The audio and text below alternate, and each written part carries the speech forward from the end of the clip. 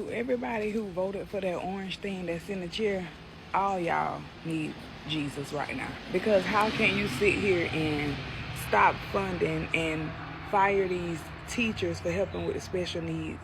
Like, half of these children really need the help. I just can't believe this. Guy, it's crazy.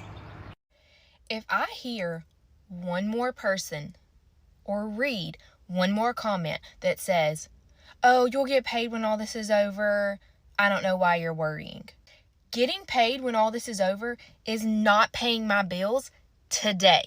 We are dealing with the consequences of someone else's actions. So don't you dare blame me for not being prepared. Oh, you should have money in savings. Oh, you're a federal employee. You should be prepared for this kind of stuff. No, that's where you're wrong.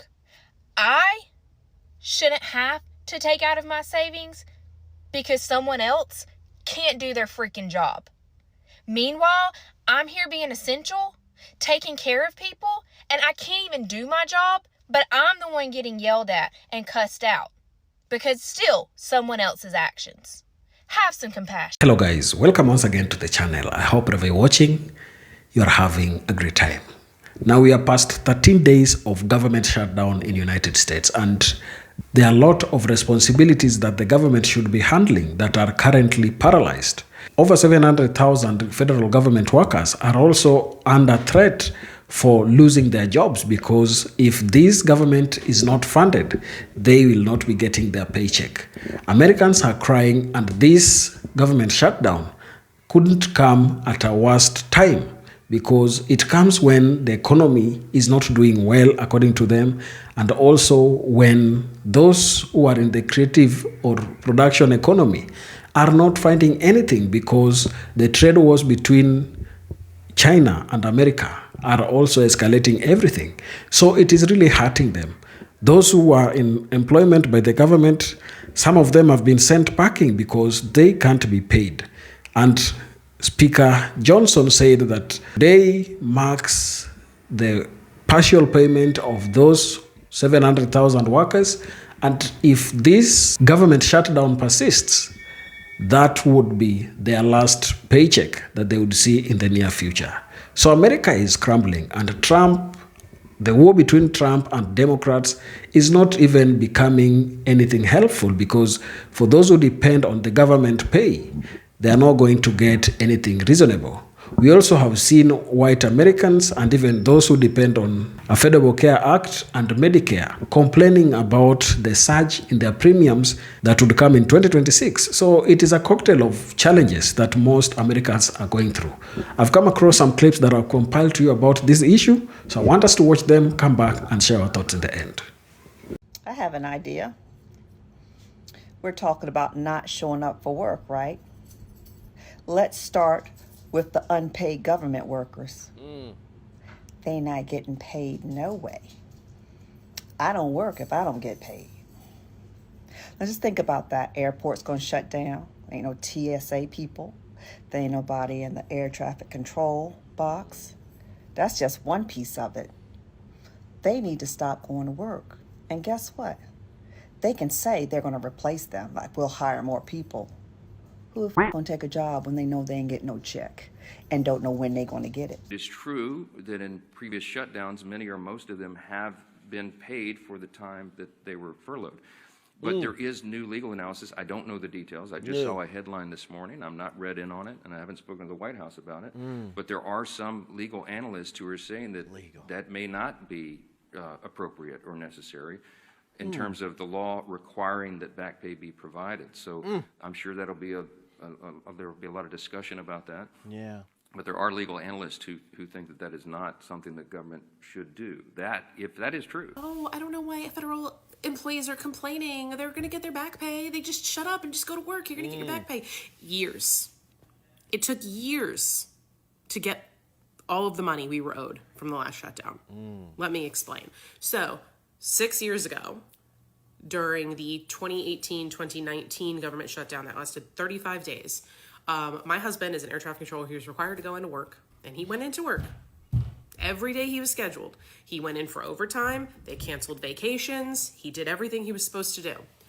He finally got paid So the thing is, they make it sound like, well, the government's back open, here's your money. No, it comes on your next scheduled paycheck, which was not the day the government reopened. It was still, like, I think over a week, maybe 10 days before we actually got that first paycheck back. And this time around, instead of doing a one lump sum payment like they had done in the past, where you get taxed at like 40% or something ridiculous, because it's literally like, I think it was like 3 or 4 paychecks that they had, given them, they decided to spread it out into each paycheck, just little bits at a time. So it didn't bump everybody up into the next tax bracket, which was fine. Great. But that took 4 months before we finally had, okay, they've now paid out. We had to track every hour and make sure, he got paid. Man, this is cold-blooded politics, y'all. So here's what's happening, and it's pretty big. The White House just put out a draft memo saying furloughed workers, the folks who are not allowed to work because of this shutdown, might not get back pay once this mess is over. That's right. Trump's people are saying that unless you are essential, meaning you worked without pay, you might be out of luck. Never mind that Congress has already passed a law in 2019 and Trump himself signed it, guaranteeing that every federal worker gets paid once a shutdown ends. He's out here saying that some people don't deserve to be taken care of. Sir, what are you talking about? These are mail carriers, park rangers, food inspectors, airport staff, working class Americans that make this country run while billionaires sit in boardrooms sipping on tax breaks. Now let me be clear, this is not about saving money. It's about control, using working people as pawns in a political tantrum. When you hold people's pay hostage, you're not governing, you're exploiting. And if Trump gets away with this, it sets a dangerous precedent. The idea that the president can rewrite labor laws, ignore Congress, and decide who deserves a paycheck, that's not leadership, that's dictatorship behavior dressed up in a red, white, and blue flag. How is a president who lives off taxpayer-funded security, travel, and golf courses going to tell anybody else they don't deserve to be taken care of? This country was run on the backs of those same workers he's threatening. And how about this? If they ever stop showing up entirely, this government will collapse faster than a Trump casino. If this memo sticks, hundreds of thousands of families will miss rent, car notes, and grocery money, all because of one man's ego. Can't handle a compromise. He's trying to turn civil service into civil suffering. And the question every American needs to ask right now is simple. If he's willing to take food off the tables of federal workers, what makes you think your rights or your benefits or your job are safe next? After the government shutdown during his first term, Donald worked with Democrats to pass the Government Employee Fair Treatment Act of 2019, which basically ensured that government employees, federal employees who were furloughed during the shutdown, would receive back pay after the shutdown ended. So tell me why, fast forward 6 years, the Trump administration is now saying there is a possibility, there is a chance that federal employees who are furloughed during this shutdown will not get paid, essentially going back on a law he signed himself during his first term. Let's talk about it. Initial documents providing federal employees with information about the shutdown and when they can receive pay. Initial guidance included that government employees, federal employees, whether they were furloughed or still working during the shutdown, all employees would receive pay after the shutdown ended. The specific language that they used in that documentation was retroactive pay will be provided on the earliest date possible after the lapse ends, regardless of scheduled pay dates. That was the language provided in the initial document on September 30th. That language, however, has been updated with that sentence being removed. The OMB's revised language, however, is not resonating with the OPM's language. OPM stands for Office of Personnel Management, and their language, which was updated on September 28th, still reflects that furloughed workers will be provided back pay at the conclusion of the lapse. As you can imagine, this is being met with backlash, with Senator Tim Kaine going as far as to threaten legal action if this administration follows through on the newly minted legal interpretation, basically saying that federal employees, if they are furloughed, they will not be paid for the shutdown. Okay, come on, Senator Kaine. He said if the OMB chooses thuggish intimidation tactics over following the law, it better be prepared. it better prepare to face the American people in court. I know that's right, Senator Kane. The shutdown is still ongoing with no seeming end in sight, so this is a developing story, which I'm sure we will receive more news and information within the coming days. However, the last word that we received from the White House was President Trump saying that he would select which furloughed federal employees would receive back pay while denying it for others. So there's that. Caroline Leavitt just got before the nation and said what's coming. If the Democrats do not vote to open the government tonight, federal workers will not receive their next full paycheck. Additionally, the special supplemental nutrition program for women, infants, and children will run out of federal money very soon. This program provides vouchers to buy infant formula, fresh fruits and vegetables, and other healthy foods for low-income families. It can be easily fully funded if Democrats simply vote tonight to reopen the government. Also, our incredible military service members who risk their lives to preserve and defend our country are now working without pay and will miss their next paychecks if this Democrat shutdown does not end tonight. Here it comes. Here it comes. Here come the cuts to our pay. Here come the cuts to our aid. Now look here. First off, I'm not talking out my ass. My partner is a disabled combat veteran. He is on Social Security. Okay? I have had to get aid from the government. Okay? I'm not talking out my ass here. But we cannot fold. We cannot fold because look here, I got lots of farmland out there. Okay? And it's just sitting there. And if we have to go plant vegetables, we'll go plant vegetables and we'll eat. We got to help each other out now. We can't fold. If we fold, we're going to lose our freedom. We're probably going to have to strike. We're going to have to do a nationwide strike, and it's going to hurt. And I feel it. I feel it coming, and it's scary. But y'all, if we help each other out, we can do it. I'm telling you, I mean what I say. I'll help everybody I can. But I'm going to tell you what, this is the time for bravery. We cannot fold. You think only liberals are on aid? You think only liberals are on SNAP? We got to come together. We're going to have to now. I don't think there's any other way. Tell me what you think. What kind of president hurts the American people in order to get his way? Seriously, we are in the middle of a government shutdown. Families are struggling. Federal workers aren't receiving a paycheck. And Donald Trump's response is to say maybe they don't deserve back pay. That's not leadership. That's blatant cruelty by a president. He's going around saying that if the government doesn't reopen, he's going to continue to eliminate federal jobs permanently. Think about that. Firing Americans, destroying livelihoods, all to force his political opponents to bend a knee. That's not America first. That's Trump putting his ego before our nation. No true American president would ever imagine inflicting pain on the American people just to score political points. It's unheard of. You don't punish hardworking Americans because Congress refuses to cave to you. You don't weaponize suffering.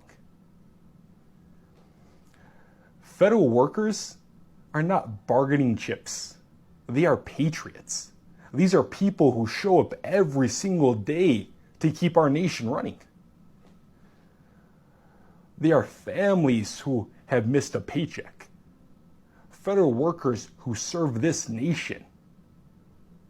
And this president has the audacity to fire them and to say maybe they don't deserve back pay. It's insane. It's cruel. And above all, it's un-American. True leaders fight for their people. They don't fight against them. So there was a homeless man outside of the gym this afternoon when I was walking back to my truck. And I saw him. And my first thought is, there are so many Americans who don't realize how close they are to that situation. Not everybody is out on the streets because they're on drugs. Not everybody is out on the streets because they're a horrible person. Do you know what the economy is these days and how hard it is to live? And so, like, as I'm walking to my truck, I'm like, normally I have like at least like a couple dollars in my center console. And I was like, I open it up and I'm like, oh shit, ain't nothing in there. And then I realized I had some Prime energy drinks, hydration drinks in my back seat.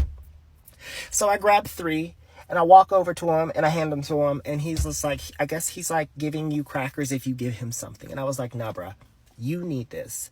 I'm just giving you extra. And this is not to say like, oh, I gave something to a homeless person today, but it's the realization that any one of us could be there. I'm blessed that I own an RV because this is mine. Now, it may not always be parked in a place that has power, but I will always have a roof over my head. Some people don't have those blessings, and many Americans are so close to not being able to pay their bills that could soon really be them. If you see an unsheltered person, try to give them something. Even if you give them $1, I don't care if you think it's going to go to alcohol, because at the end of the day, you are blessed to not be in that situation. And you never know. That could be you, and you would want somebody to give you that $1. You would want somebody to give you that bag of chips. You would want somebody to give you that bottle of water.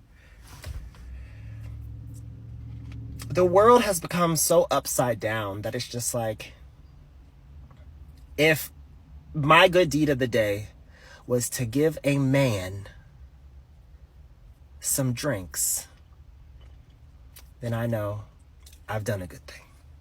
You mean to tell me that the White House is now saying that federal furlough employees will not get back pay? If that were me, I would be outraged because federal employees did not ask for that. And especially when Trump back in 2019 signed into law that they will receive back pay. So what's the problem now? I will literally be outraged because how do they think people are supposed to make a living or even live without getting some type of pay? Y'all, this is just getting out of hand. And like I said before in one of my other videos, I fear that this shutdown will be longer than the one that was back in 2018. So yeah, that's crazy. The government's been shut down for about a week, which means hundreds of thousands of federal employees are being forced to work without pay and many more are being furloughed. Not a good situation, but at least they had guaranteed back pay to look forward to when the government reopened. That was because of a little law called the Government Employee Fair Treatment Act of 2019. That was signed after Donald Trump set a record for the longest government shutdown in U.S. history, 35 days. He signed that law. I can't emphasize enough that Donald Trump signed that law. But now Donald Trump is saying that law has been misconstrued and that it doesn't guarantee back pay. The reason for this doesn't make a lot of sense because all these federal workers are needed to make the government run. But if you are telling these people that they have no back pay to look forward to, then why the hell would they keep working for you? He's basically holding federal workers' paychecks hostage and trying to blame Democrats for it. But let me know what you think. Do you think this is unfair? Do you think these federal workers should get their back pay? Should there be a law that protects it? Let me know your thoughts in the comments, and we'll keep an eye on this. If you want to stay in the loop, you can follow for more. People at the airlines are not doing well, especially American Airlines. They kicked off 2 passengers and disrupted over 1,000 flights in the same day. So this is a whole debacle. During the government shutdown, we started seeing a steady climb in flight disruptions. The likes of Southwest Airlines have surpassed the 1,000 flight disruption mark on multiple occasions. Then you got American. American Airlines ranked among the very top worldwide for flight delays. That 1,000 in one day didn't help. Now, on top of the delays with American Airlines, they had to deal with with 2 passengers getting kicked off a flight to Jamaica. They had to turn the plane around halfway through. But as of Friday, October 10th, 2025, American Airlines once again surpassed the 1,000 mark for flight delays during the government shutdown. It's a pattern, people. They finished just behind Southwest Airlines with 1,082 delays, impacting 30% of its total flights. Houston, we got a problem. Then you got Delta placing third with 876, 705 on Friday to be exact. Are we seeing the trend here? But with flight disruptions increasing due to the government shutdown, the last thing American Airlines needs is delays that don't stem from air traffic control issues. AKA, get it together. Just on Saturday, there were 4,621 delays in the United States. People aren't going to want to fly anymore. People can only tolerate so much. But it looks like American Airlines is definitely on the radar. The not so good radar. I'm going to choose my words really carefully here. And if you don't understand what I'm saying, I'm sorry. I'm not going to go into great detail to explain it to you if you can't figure it out. The shutdown and everything that's happening around it, and watching Chuck Schumer and Hakeem Jeffries specifically, but not just them, should be like the final, event that dispels any notion in anyone's head that the Democratic Party is going to be able to stand up to Trump, and is going to be the institution, apparatus, organization, choose your words, that will lead not only the opposition, but the resistance to Donald Trump. They're failing at opposition. They're definitely not going to lead resistance. And where we are right now, in this moment, we need to be at resistance, not just opposition. And the reason why I say I choose my words wisely is because people are going to be in the comment section asking, well, what can they do? What can they do? They can't do anything. They don't have what they should be doing is not the sort of thing that you're going to find written in the Constitution. And the sort of coordination that you should be seeing from them across all levels of government, from state to local, county, and federal, there should be way more coordination going on. And they should be acting together and in unison. And they are not doing that. And they are not going to do that. You look at Chuck Schumer and Hakeem Jeffries, you've never seen two people more unprepared for this moment, right? And they went into this shutdown, dragged into it, clearly. They just felt they had no choice, right? And they had no plan beyond just shut it down and hope Trump caves. Trump's not going to cave. Look at this article from the New York Times. This is the president of the United States who is going to ratchet up the pain for Americans 100-fold to prove a point. He is going to beat the American people like a dog.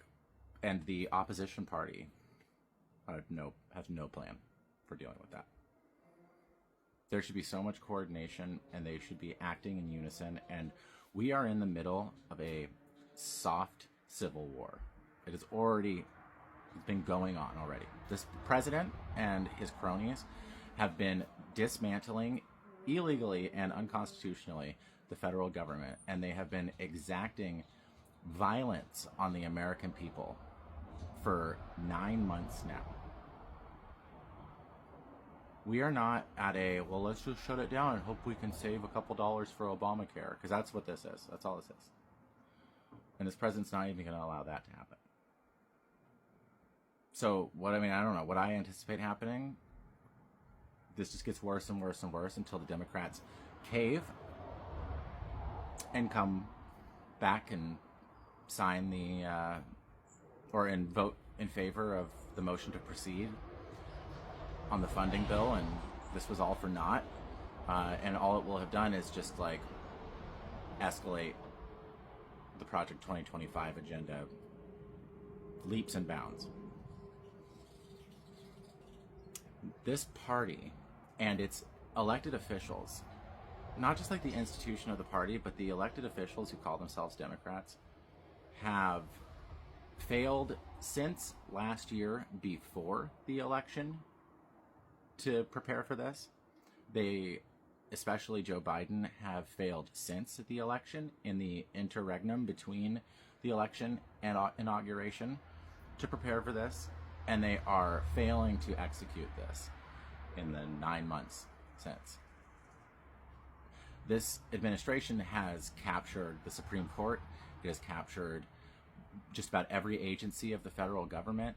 It has captured Congress. And the Democrats have significant, and I would say still almost equal with Republicans. They have power when you take all of their elected officials and the governments that they represent together. Together. You understand? But they're not going to exercise that power. We're talking about like 60% of the American economy is governed in blue states. A massive portion of the population. All the big cities, you know, with the exception of a few, you know, Texas and Florida especially. We're talking an incredible amount of resources and power. And these schmucks just aren't going to exercise it at all. And they're going to sell us down the river, and people are going to die, become unemployed. They are going to starve. They are not going to have their health insurance or their medicine. It's going to continue to get so much worse. And every time something happens, the Democratic Party at best is responding to it. They've done nothing proactive.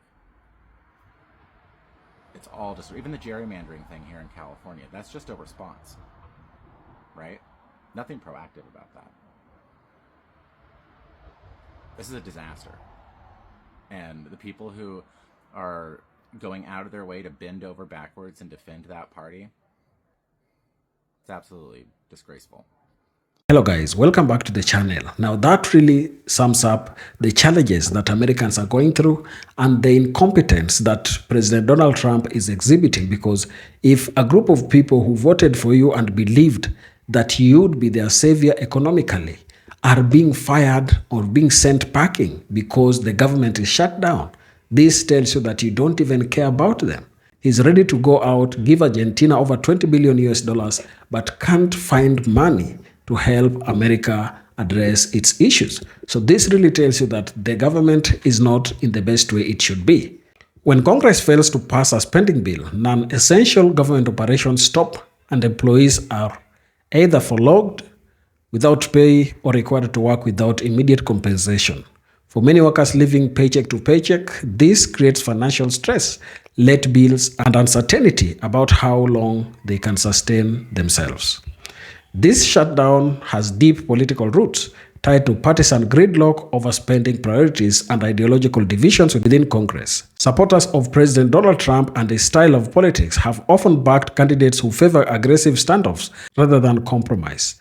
These tactics have translated into policy paralysis, directly harming ordinary workers who depend on stable government operations for their livelihood. In a sense, the economic pain caused by the shutdown reflects political karma for many white voters who supported Trump's confrontational approach to governance. Trump's brand of politics emphasized disruption and resistance to bipartisan negotiations. That spirit of defiance remains influential among many Republican lawmakers today, contributing to repeated funding crises and the current shutdown. While not every Trump supporter wanted chaos, the collective backing of politicians who reject compromise has fueled the very dysfunction now hurting federal workers. The government cannot operate effectively when operations is treated as weakness. The resulting instability harm everyone, including many in communities that voted heavily for Trump and rely on federal job benefits. The shutdown's effect ripple far beyond Washington. Federal workers across the country, airports, national parks, hospitals, and local offices are caught in the crossfire of bipartisan politics. Families face missed mortgage payments, halted children care assistance, and stalled Medicare research, all because elected leaders refuse to find a middle ground. Ultimately, the situation serves as a cautionary lesson about political choices and consequences. When voters reward leaders who prioritize division over governance, the fallout eventually reaches everyone. The fear among 700,000 federal employees is not just about missed paycheck. It's about the price A nation pays when politics becomes a game of vengeance instead of service. And that really is a great challenge that America has. The politics of today, fueled by Trump's rhetoric, it is about vengeance and nothing close to service. Share your thoughts down in the comment section. And if you're watching us for the first time, please remember to subscribe to the channel, like the video, and share. Thank you, and let's meet to the next one.